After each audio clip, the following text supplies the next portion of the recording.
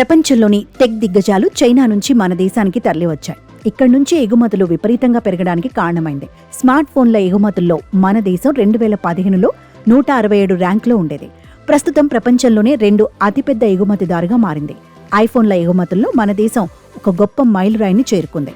ప్రస్తుతం ఆర్థిక సంవత్సరం మొదటి 10 నెలల్లోనే వాటి విలువ 1 ట్రిలియన్ దాటింది. ఒక ఆర్థిక సంవత్సరంలో ఇలాంటి ఘనత సాధించడం యాపిల్ కంపెనీకి ఇదే మొదటిసారి. మొత్తానికి లెక్కిస్తే మన దేశం నుంచి యాపిల్ ఎగుమతిలో 2024 ఏప్రిల్ నుంచి 2025 జనవరి మధ్య 31% ఎదుగుదలను నమోదు చేశాయి. వాటి విలువ సుమారు 76,000 కోట్లకు చేరుకుంది. ఒక్క జనవరిలోనే 19,000 కోట్ల విలువైన ఎగుమతులు జరగడం విశేషం.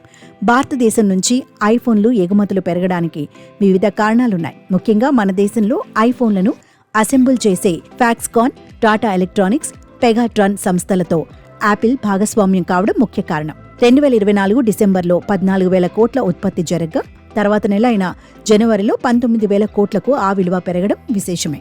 యాపిల్ ఫోన్ల ఎగుమతుల్లో 2024 అక్టోబర్ నుంచి గణనీయమైన పెరుగుదల నమోదైంది. ప్రపంచవ్యాప్తంగా ఐఫోన్ 16 విడుదలైనప్పటి నుంచి ఆదరణ పెరిగింది. ఆ ఫోన్ను మన దేశంలో కూడా తయారు చేశారు. అప్పటి నుంచి ఎగుమతులు నిలుకడగా పెరుగుతూ 10,000 కోట్లకు చేరాయి. దీంతో 2025 ఆర్థిక సంవత్సరంలోని మొదటి 10 నెలల్లోనే రికార్డు స్థాయిలో 1 ట్రిలియన్ విలువైన ఎగుమతులు జరిగాయి. ఉత్పత్తి సంబంధిత ప్రోత్సాహక PLI పథకంతోనే మన దేశం నుంచి ఐఫోన్ల ఎగుమతులకు గణనీయమైన ప్రోత్సాహం లభించింది.